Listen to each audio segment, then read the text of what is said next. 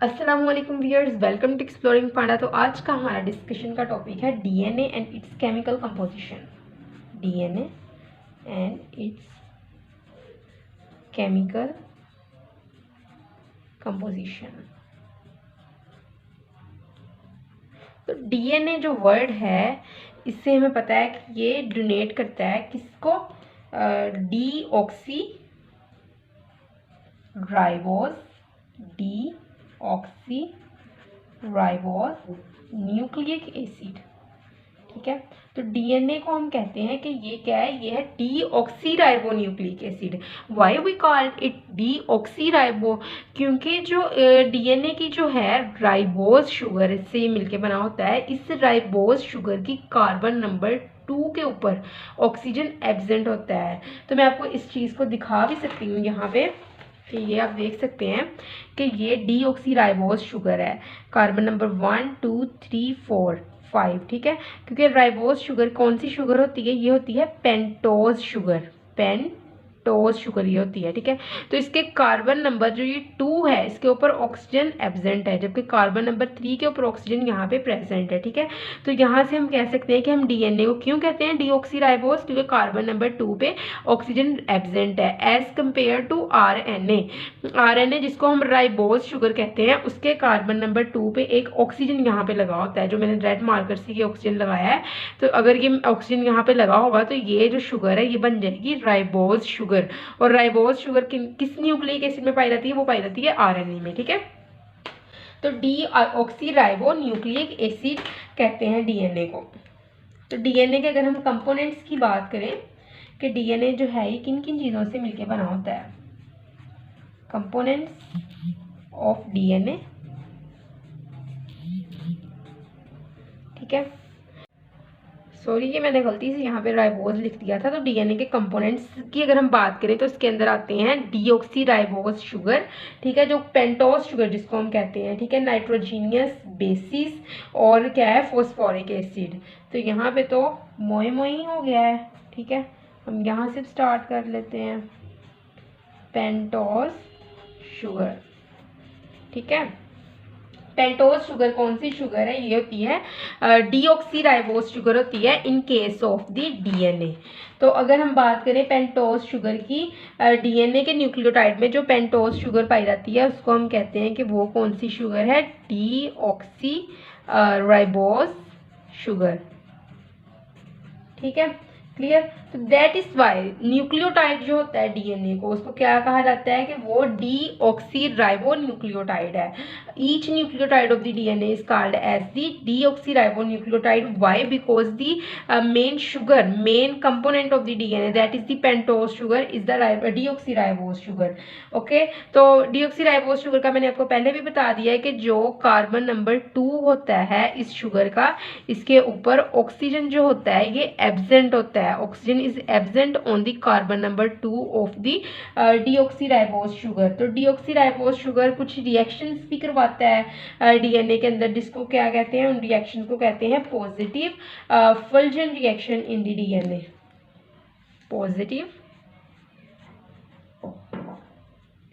Fusion reaction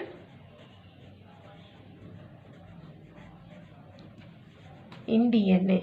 ये जो positive fusion reaction है ये स्पेसिफिक होता है डीएनए के लिए। ठीक है, तो दूसरी अगर हम पेंटोज शुगर के बाद सेकंड की बात करें कंपोनेंट की, तो वो हमारे पास होती है nitrogenous basis. Nitrogenous basis of DNA. तो अगर हम नाइट्रोजीनियस बेसिस की बात करें तो हमें पता है कि नाइट्रोजीनियस बेसिस क्या होती हैं? ये nitrogen containing heterocyclic ringed compound है डीएनए का। Nitrogen bases are the nitrogen containing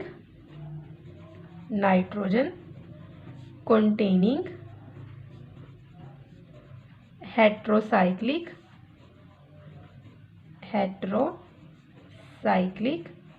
ringed compound है। किसका? डीएनए का। The nitrogen containing heterocyclic ringed compound of the nucleic acid is called as the nitrogen bases। तो nitrogen bases की basically हमारे पास जो होती हैं वो दो टाइप्स होती हैं। एक है प्यूरीन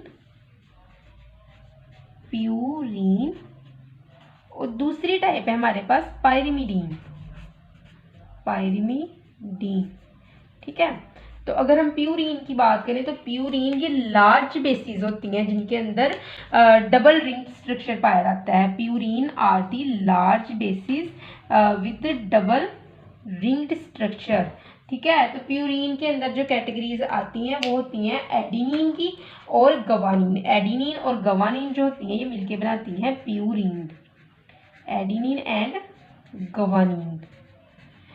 सेकंड कैटेगरी है पैरामिडीन की। तो पैरामिडीन कौन सी बेसिस होती हैं? ये होती हैं smaller size basis having single ring structure. इनके अंदर जो है स्ट्रक्चर जो होता है वो सिंगल रिंग्ड पाया जाता है, ठीक है। तो इसके जो अगर हम एग्जांपल लेंगे वो होंगे साइटोसिन, साइटोसिन एंड थायमीन,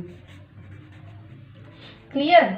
तो उसके बाद जो सी में हम पढ़ते हैं थर्ड जो कंपोनेंट है न्यूक्लिक एसिड का वो होगा हमारे पास फॉस्फोरिक एसिड।